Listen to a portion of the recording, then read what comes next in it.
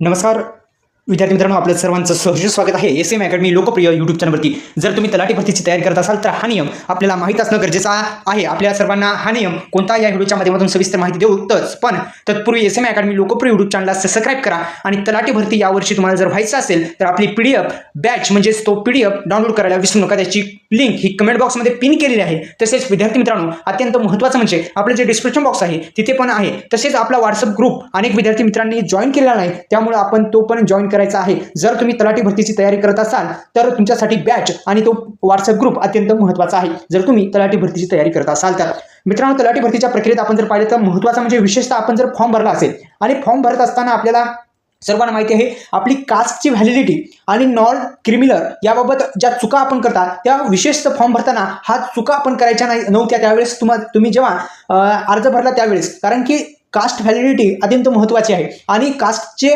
आपण व्हॅलिडिटी जर पाहिली त्याचे नियम वेगवेगळे असतात. आपण पाहिले तर आपण सरकारी भरतीमध्ये जेव्हा फॉर्म भरतो तेव्हा आपल्याला जर आरक्षण घ्यायचं असेल तर आपण काय करतो, कास्ट काढत असतो. आपल्या सर्वांना माहिती आहे.